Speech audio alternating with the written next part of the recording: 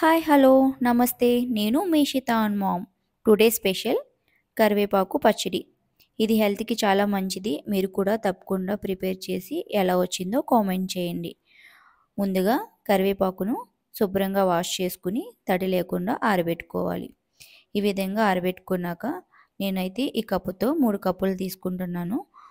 అలానే అదే కప్పుతో చింతపండును కూడా హాఫ్ కప్ చింతపండును తీసుకుని ముందుగా నానబెట్టుకోవాలి. ఇది నానేలోపు మనం తాలింపును రెడీ చేసుకుందాం. స్టవ్ పైన కళాయి పెట్టుకుని ఒక 2 టేబుల్ స్పూన్స్ మెంతులు, 1 స్పూన్ ఆవాలు, 2 టేబుల్ స్పూన్స్ జీలకర్ర, 2 టేబుల్ స్పూన్స్ ధనియాలు వేసుకుని ఫ్రై చేసుకోవాలి. ఈ విధంగా గోల్డెన్ కలర్ వచ్చే వరకు ఫ్రై చేసుకుని మన స్పైసీకి తగ్గట్టుగా వెన్నుమిర్చిని కూడా వేసుకుని ఫ్రై చేసుకోవాలి. నెక్స్ట్ తగినంత ఉప్పు, అలానే కొద్దిగా పసుపు వేసుకుని ఒకసారి కలుపుకోవాలి. వీటిని చల్లారబెట్టుకుని మిక్సీ పట్టుకోవాలి. నెక్స్ట్ చింతపండు నానబెట్టుకున్నాం కదా, దాన్ని ఉడికించుకోవాలి. ఈ విధంగా ఉడికించుకుని పూర్తిగా చల్లారనివ్వాలి.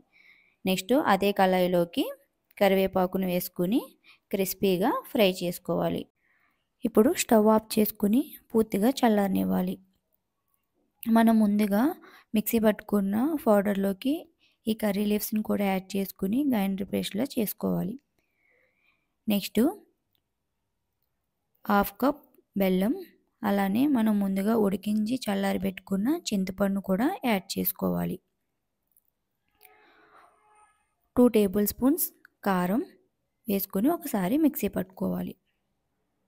దీన్ని పక్కన పెట్టుకుని నెక్స్ట్ తాలింపుకు ఆయిల్ వేసుకుని ఆయిల్ హీట్ అయ్యాక ఒక 10 వెల్లుల్లి రబ్బలు, 1 స్పూన్ జీలకర్ర, 1 స్పూన్ ఆవాలు, ఒక 2 ఎండుమిర్చి వేసుకుని ఫ్రై చేసుకోవాలి.